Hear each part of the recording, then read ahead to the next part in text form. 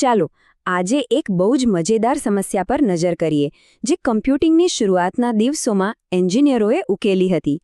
આ સમજાવશે કે કેવી રીતે એક નાનકડી મર્યાદિત શક્તિવાળી ચિપ પણ પોતાના કરતાં ઘણી મોટી ગણતરીઓ કરી શકે છે.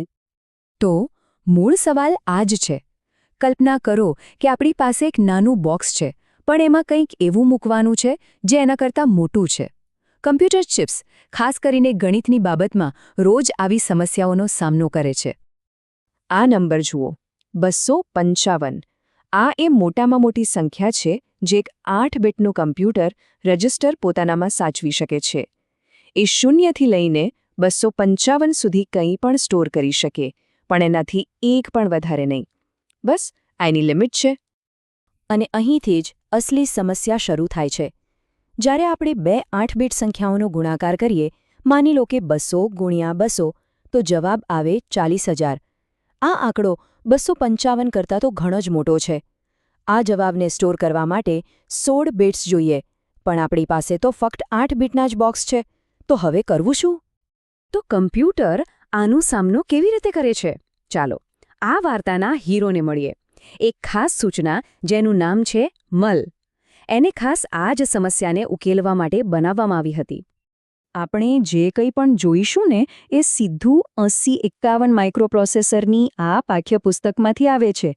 આ એ જ ડોક્યુમેન્ટ છે જેનો ઉપયોગ કરીને એન્જિનિયરો શીખતા હતા કે આ ચિપ કેવી રીતે કામ કરે છે.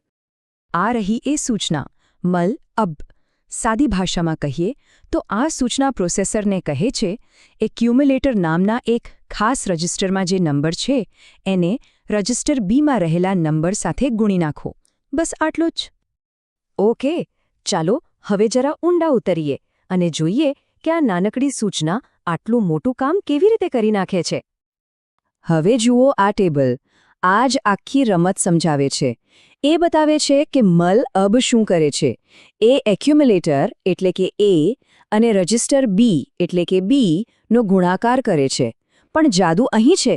એ જવાબના લોઅર બાઇટ એટલે કે નીચલા હિસ્સાને એક્યુમ્યુલેટરમાં સ્ટોર કરે છે અને હાયર બાઇટ એટલે કે ઉપલા હિસ્સાને રજિસ્ટર બીમાં સ્ટોર કરે છે. તો પછી આ મોટો 16 બીટનો જવાબ સ્ટોર કેવી રીતે થાય છે? આનો જે ઉકેલ છે ને એ ખરેખર કમાલનો છે. ચાલો એને જ સમજીએ. તો આપણી પાસે બે ઇનપુટ છે. એક 8 બીટ નંબર એક્યુમ્યુલેટરમાં અને બીજો 8 બીટ નંબર રજિસ્ટર બીમાં. બંનેની કિંમત 0 થી 255 વચ્ચે હોઈ શકે. હવે વિચારો, જો આપણે મોટામાં મોટી સંખ્યાઓનો ગુણાકાર કરીએ 255 ગુણ્યા 255, તો જવાબ શું આવે? 65,025.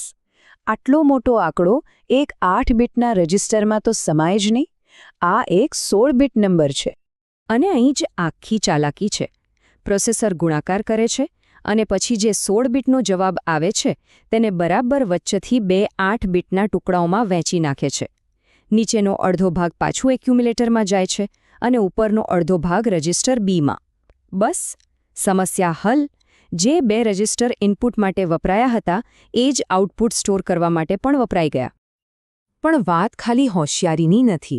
આ ઉપાય ખરેખર કેટલો કાર્યક્ષમ છે એ પણ જોવા જેવું છે. ચાલો જરા આંકડા પર નજર કરીએ. વિચારો તો ખરા, આટલું શક્તિશાળી કામ કરવા માટે આ સૂચના કમ્પ્યુટરની મેમરીમાં ફક્ત 1 બાઇટની જગ્યા રોકે છે. 1 જ બાઇટ. જગ્યા બચાવવાનો આનાથી સારો રસ્તો શું હોઈ શકે? અને સ્પીડ? એને એક્ઝિક્યુટ થવામાં માત્ર 4 મશીન સાયકલ લાગે છે. આનો અર્થ એ કે પ્રોસેસર આ ગણતરી પલક વારમાં કરી શકે છે. એ સમય માટે તો આ અકલ્પનીય હતું. ટૂંકમાં આ એક સૂચના એ પ્રારંભિક કમ્પ્યુટર એન્જિનિયરિંગની ફિલોસોફીનું ઉત્તમ ઉદાહરણ છે.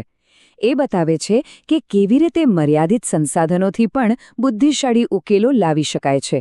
એટલે કે ઓછામાં વધુ કામ કરવું. આ તો વાત થઈ 1980ના દાયકાની.